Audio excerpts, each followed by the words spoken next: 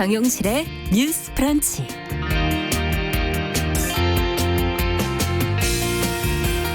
안녕하십니까, 정용실입니다. 요즘에 미스터 트롯이라는 프로그램 출신 가수들이 방송가에서 최고의 주가를 올리고 있는데요.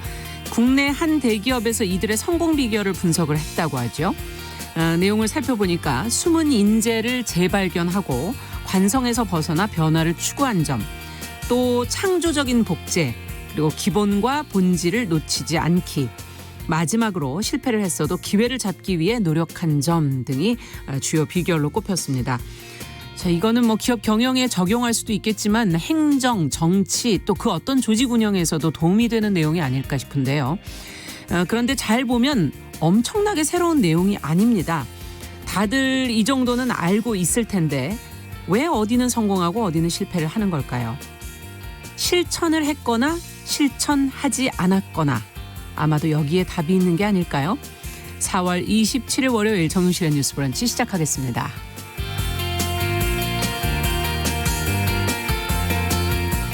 네, 또 새로운 한 주가 시작이 됐습니다. 오늘도 뉴스 브런치가 고른 주요 뉴스 논평 뉴스픽에서 살펴보고요. 코로나19가 또 국내에서 발생한 지 곧 100일이 됩니다. 월요 인터뷰 시간에는 그간의 코로나19 극복 과정을 돌아보고요. 앞으로 실천해야 할 생활 방역, 또 2차 대유행 가능성 등에 대해서 알아보겠습니다. 그리고 건강한 식탁 시간에는 수출길이 막히면서 지자체가 할인 판매에 지금 나서고 있는, 이거 사실 고급인데 고급 식재료 아스파라거스에 관한 이야기 오늘 준비해 놓고 있습니다. 기대해 주시기 바랍니다. 1시간 함께해 주시고요. 생방송 혹시 다 못 들으신다면 유튜브 팟캐스트로도 들으실 수 있다는 거 잊지 마시기 바랍니다. 잠시 후 시작하겠습니다.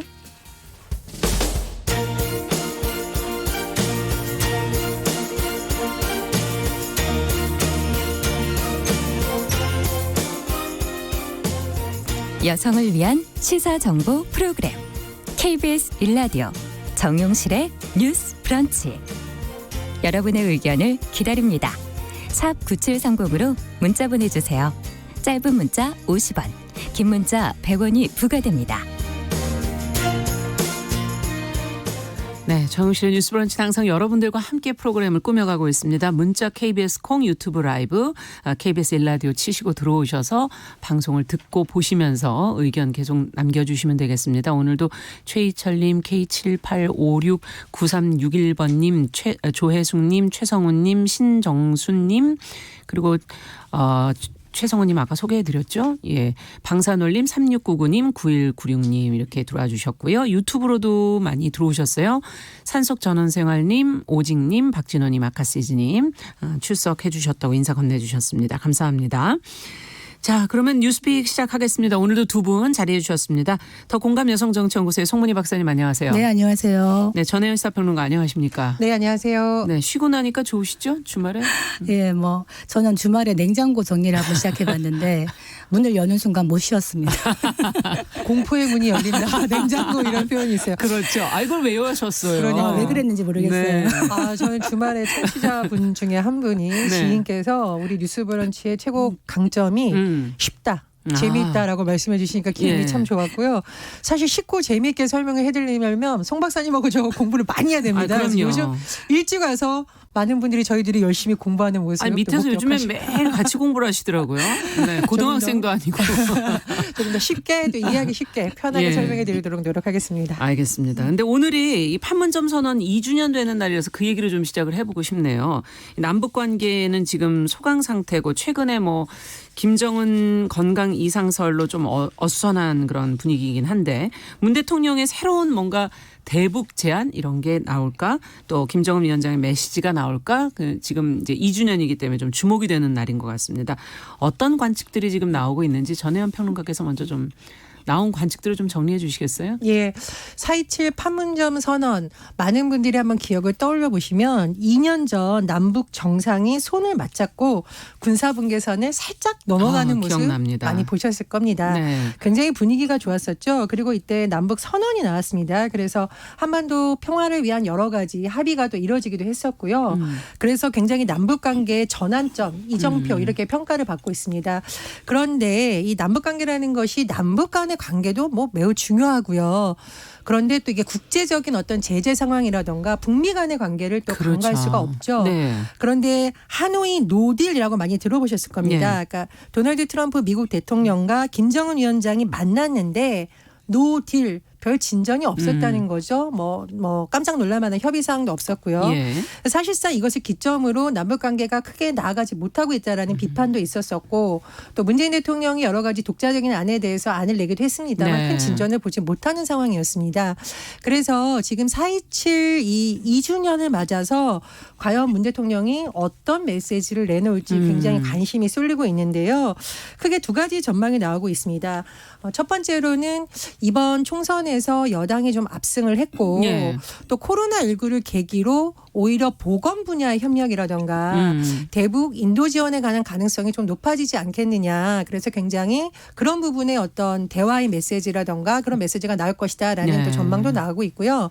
또 다른 전망은 남북 철도 협력인 사업이라던가 또는 뭐 군사적인 부분하고 그렇게 충돌하지 않는 부분 예. 이런 데 있어서의 구체적인 안이 나올 수 있다. 이런 전망도 있습니다. 네.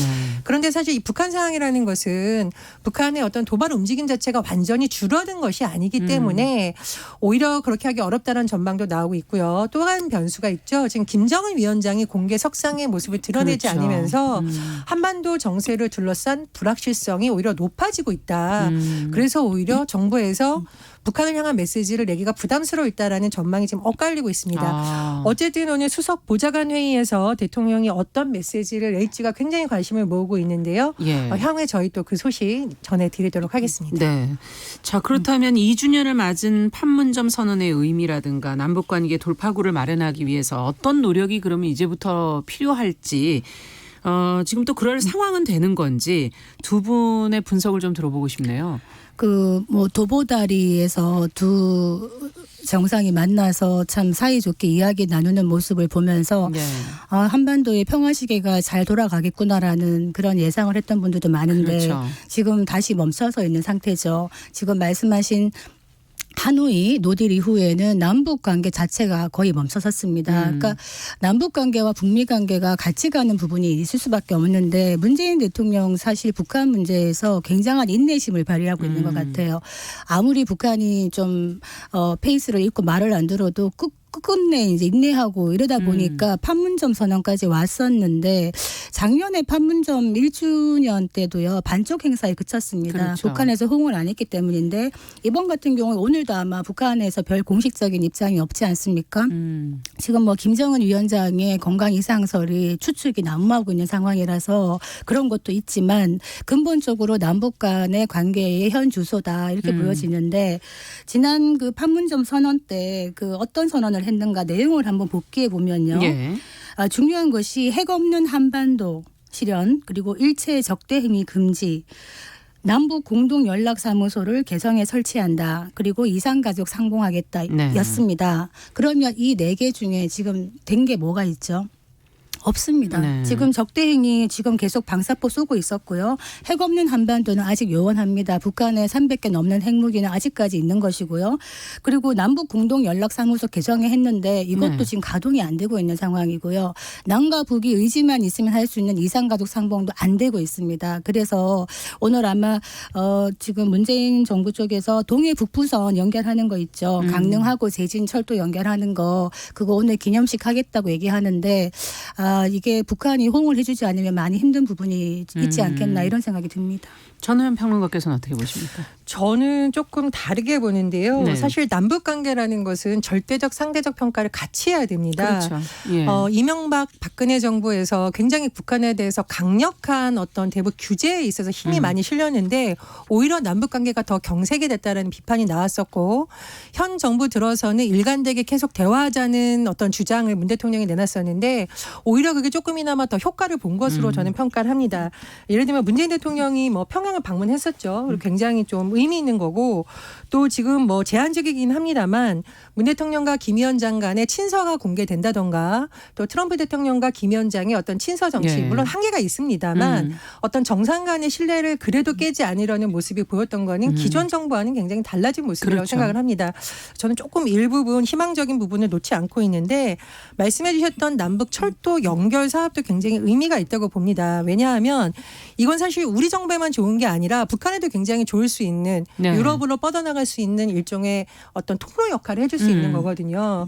그리고 우리가 얘기를 많이 할 때 남북 경협이라는 것이 사실은 우리나라가 앞으로의 어떤 먹거리를 찾을 수 있는 또 다른 대안으로 많이 거론되고 있습니다. 네. 그래서 한반도가 정착적으로도 중요하지만 경제학적으로도 어떤 새로운 주도권을 잡을 수 있는 부분에 있어서 의미가 있기 때문에 오늘 동해북 부산 추진 기념식이 실제로 진행이 돼요. 그래서 예. 그런 부분 굉장히 주목을 하고 있고요.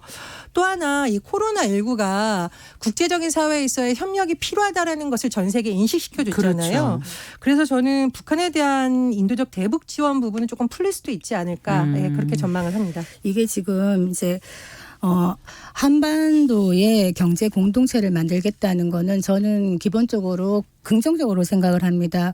평화가 곧 경제다 이런 말 하잖아요. 그래서 북한과의 남북 경제 협력이 이루어지면 남한에도 이제 어떤 활로가 될 수 있다 이런 생각을 하는데 문제는 북한의 태도 같아요. 지금 북한도 코로나19가 확산되고 있다는 이야기가 들립니다. 실제로. 그런데 이거를 극복하기 위해서 문재인 대통령이 제시했던 남북 간의 보건 협력 분야에 손을 내미는 것이 아니라 중국과 러시아에 지금 북한이 진단키트나 뭐 마스크 이런 거를 지원 요청을 하고 있다는 걸 보면 그간의 노력에도 불구하고 아직 남북 간의 어떤 공동의 신뢰관계가 구축된 건 아니지 않을까라는 좀 그런 생각은 듭니다. 네. 제가 남북 정상회담이 열렸을 때 당시 굉장히 주의 깊게 보고 지금도 이렇게 맴도는 노래가 두 가지 있습니다. 하나는 고향의 봄. 남북 정상 만찬에서 그렇죠. 제주 소년 네. 오현준 군이 이 노래를 불렀을 때 많은 국민들이 참 가슴이 찡했었죠. 군사적 정치적 갈등을 완화시키는 것도 중요하지만 한민족으로서 풀 수 있는 인도주의적 부분 그런 부분을 좀 저는 상징한다고 해석을 했고요. 또 하나 남북 정상회담이 이렇게 길을 나설 때 나왔던 노래가 서태지와 아이들의 발해를 꿈꾸며입니다. 제가 가장 좋아하는 부분이 박사님이 지난번에 노래를 하셔서 저도 조금 하자면 시원스레 마음의 문을 열고라는 단어가 있습니다. 그런데 아직까지 남북이 시원스럽게 마음의 문을 열 수 있는 상황이 아니죠. 그래서 저는 우리 왜 아프리카 돼지열병 때문에 남북 간의 교류 굉장히 중요하다는 지적이 나왔었고 코로나19 마찬가지고 또 우리나라가 지금 스포츠 교류 뭐 평창 동계올림픽 사례를 보면 알겠습니다마는 지자체별로 또 스포츠 교류에 있어 끈을 놓지 않는 노력을 많이 해왔습니다. 그래서 정치적인 완화가 되면 가장 좋겠지만 안 되면 이런 인도주의적 참여라든가 비정치적 분야에서 협력이라도 좀 활발해졌으면 뭐 그런 바람입니다. 김정은 위원장 그때 평양 공연 때 지금 노래 얘기하시니까 또 하나 중요했던 노래가 있었어요.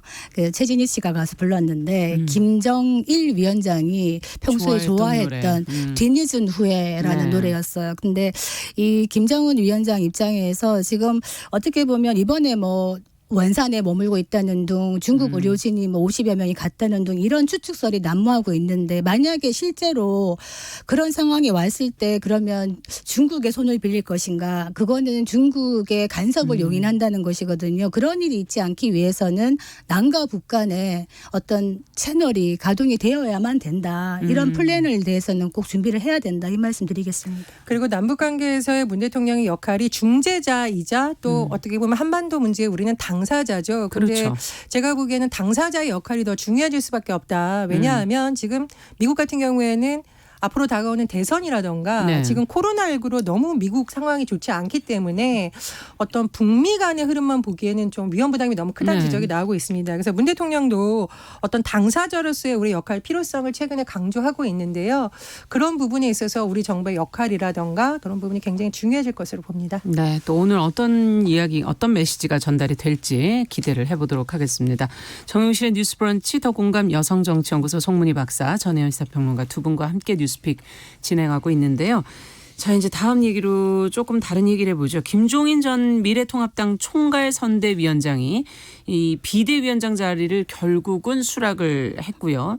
근데 이제 임기와 권한 이것은 김 위원장이 요구를 했던 것처럼 될 것인지 당장 이제 내일 열릴 전국위에서 어떤 결론이 도출이 될지 좀 지켜봐야 되는 상황인 것 같은데요. 송 박사님께서 좀 정리를 해 주시겠어요? 예, 이게 사실 지금 좀 통합당이 좀 긴박하게 돌아가는 것 같아요. 사실 내일 전국위원회가 열린다고 얘기하거든요. 네. 거기서 무슨 일을 하냐면 김종인 비대위원장을 추인을 해야 되는 겁니다. 공식적으로 추인을 해야지만 비대위가 움직일 수가 있는 것이거든요. 그렇죠. 그런데 이게 어떻게 될지 잘 모르겠어요. 왜냐하면 오늘 그 통합당 3선 의원들 지금 김종인 비대위원장에 대해서 좀 불만을 드러내고 있는 분들이 많은데요. 중진 네. 중에 이분들이 모여가지고 오늘 논의를 한다 그래요. 그래서 그 전에 어떤 그 전화를 돌려서 여론조사에서는 김종인 비대위원장을 추대를 했는데 예. 이분들이 오늘 모여가지고 어떤 걸 할 것 같냐면 왜 이거 외부 인사에게 이런 식으로 맡기느냐. 우리 자강하면 된다. 그리고 우리가 조기 전당대회도 열 수 있고 이런 얘기를 하면서 전국위를 하는 날짜를 연기하거나 아니면 내일 열더라도 의결 정족수로 무산을 시킬 수도 있는 거예요. 그래서 아직까지는 내일 분위기를 봐야지만 이 김종인 비대위가 정상적으로 출범할 수 있을지를 좀 지켜봐야 될 것 같다. 이런 생각이 듭니다. 아직은 정확치 않다. 네. 자, 뭐 지금 말씀해 주신 것처럼 뭐 3선 의원들의 모임뿐 아니라 홍준표 전 대표는 드러내놓고 지금 반대를 하고 있는데 김종인 비대위가 과연 그러면 순항을 하게 될 것인지 어떻게 될지 내일 결과는 뭐 내일 저희가 보더라도 두 분의 전망부터 한번 들어볼까요? 저는 쉽지는 않겠지만 그런 김종인 비대위 체제 외에 다른 대안이 있냐. 그래서 굉장히 당 내부의 관계자들이 고민이 깊을 거라고 봅니다. 예. 자강론 지금 뭐 나온다는 얘기 하셨는데 자강론이 작용을 했으면 미래통합당이 이렇게 네 번째 선거를 졌을까 저는 이렇게 생각이 들어요. 그래서 자강론으로는 한계가 있다. 그래서 외부 인사를 영입을 해서 소위 매기론. 그러니까 네, 매기라는 매기 한 것은 그렇죠. 매기 한 마리가 들어와서 내부의 긴장감을 불러일으킨다인데 지금 저는 보수 진영에서 매기가 필요하다고 봅니다. 개인적으로. 그래서 김종인 비대위 체제가 저는 뭐 김종인 위원장이라서가 아니라 외부의 인물을 영입을 해서 기존의 판을 한번 흔들지 않으면 새로운 길을 가기가 쉽지 않다. 좀 가능성이 있다고 보고요.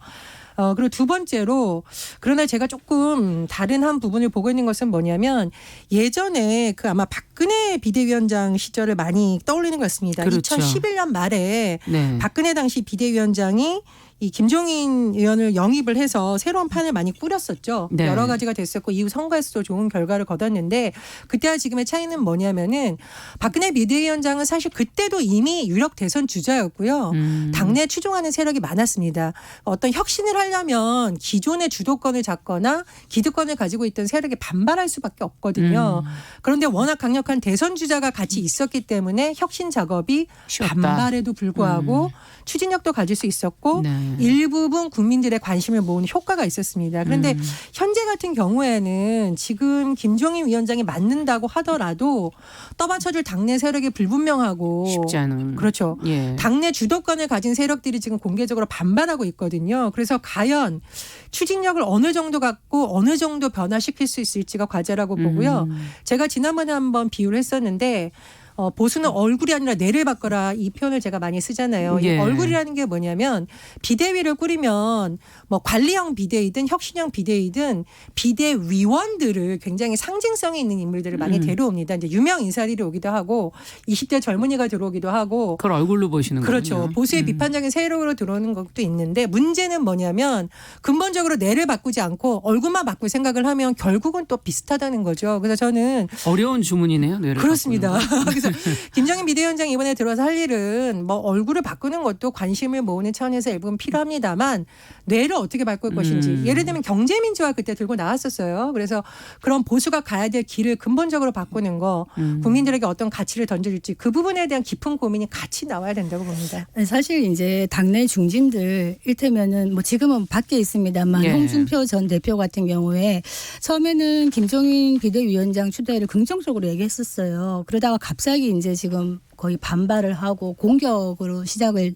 모두를 바꾼 이유가 김종인 전 선대위원장이 이런 말을 해요. 지금 기존에 있던 대선 주자들은 다 인물이 감이 아니다. 이런 얘기하면서 한 칼에 그냥 쳐냈죠. 그러면서 3040 경제를 아는 새로운 세대들이 와야 된다. 이런 네. 얘기를 함으로써 긴장감이 커지는 거예요. 그렇군요. 그러다 보니까 중진들은 사실은 이 비대위가 와서 당의 혁신 작업만 하고 기한을 갖고 사라질 것이 아니라 2022년 대선의 교두보까지 까는 역할을 하면서 전권을 가지게 되면 자기들의 입지가 약해질 거라고 생각을 하는 거죠. 그래서 반발이 지금 있을 수밖에 없는 상황인데 문제는 이런 얘기해요. 우리가 금치산자냐, 우리가 왜 이런 도움이 필요하냐 이런 얘기하는데 지금 미래통합당의 지금 상황이 지금 리더십이 진짜 보이지 않고 거의 이번 총선 참패에 대해서 왜 이렇게 참패를 했느냐에 대한 원인 어떤 치열한 그렇죠. 토론 이런 것도 없습니다. 그렇기 때문에 이것부터 먼저 시작해야 된다. 그렇다면 아까 뇌를 바꾸라 그랬는데 몸 전체를 바꿔야 돼요. 사실은 그러려면 외부에서 어떤 강력한 메스를 대는 존재가 필요한데 좋든 싫든 지금 상황에서 이런 역할을 할 수 있는 체급이 있는 사람이 많지 않다. 그래서 아마 김종인 비대위원장이 와서 그나마 그런 역할을 좀 해주면 좀 낫지는 않겠나 하는 생각이 드는데 반발을 어떻게 잠재울지 그게 이제 관건입니다. 김종인 위원장이 잘 드는 메스일까요? 아니면 무딘 메스일까요? 저는 조금 봐야 된다고 생각을 하고요. 그렇죠. 예. 다만 김종인 위원장이 언론 인터뷰에서 70년대생 경제 전문가 대선 후보론을 내세웠는데 이거는 뭐 당내 반발을 예상하고 던진 거라고 봅니다. 예. 근데 저는 좀 긍정 효과도 있을 것이다. 왜냐하면 지금 그 미래통합당에 대한 국민들의 일부 시선이 보수라고 보는 게 아니라 과거 세력 사실 그렇죠. 이런 것도 있습니다. 예. 그러니까 기존에 있던 인물들만으로 한계가 있기 때문에 새로운 인물들을 자꾸 키우려면 새로운 인물들이 우리 저기 가서 정치해볼까라는 또 희망의 메시지를 줘야 되거든요. 그래서 저는 뭐 이런 부분은 또 긍정적인 충격 효과가 있다 이렇게 해석합니다. 그러니까 이제 지금 김종인 지금 비대위원장 후보가 연세가 80이에요. 8순. 네. 8순인데 비례대표만 5번을 했어요. 사실은 여의도에서 체급이 있으신데 이제 그런 말을 하더라고요. 홍준표 지금 전 대표가 노욕이다. 노욕을 버려라. 이런 얘기를 하는데 제가 뭐 이거는 꼭 김종인 위원장뿐만이 아니라 누구나 해당될 수 있는 건데요. 그래서 제가 좋아하는 시 중에 사뮤엘 울먼의 청춘이라는 시가 있어요. 거기 보면 청춘이라는 게 어떤 세월에 따라 육신의 나이에 따라 갈라지는 게 아니라 내 마음속에 기계가 있고 열정이 있으면 언제나 청춘이다 이런 얘기 하는데 김종인 위원장이 지금 내놓는 메시지가 적어도 그런 것들은 앞으로 미래통합당이 보수로서의 재건을 하고 가치를 만들어 나가는 데는 청춘의 어떤 메시지를 주고 있지 않은가 그런 생각이 듭니다. 네. 자, 마지막 뉴스 간략하게 좀 해보도록 하죠. 이제 요즘에 부동산 유튜브 보시는 분들이 많으신데 정부가 부동산 유튜버들의 불법 사례 수사에 나선다는 지금 보도가 나왔습니다. 무엇이 문제이길래 이제 그런 건지 전혜연 평론가께서 좀 내용을 좀 검토해 주시겠어요? 예, 요즘 인플루언서라는 말 많이 쓰는데 예. 인플루언스 영향을 주다에 ER 붙여서 영향을 주는 사람이란 뜻입니다. 예를 들어서 예전에는 정부 고위 관료를 지냈다던가 전문가들이 왜 강연하면 사람들이 막 몰려들었거든요. 그렇죠. 요즘은 그게 아니라 유튜브를 통해서 스타 강사들이 나올 수도 있고요.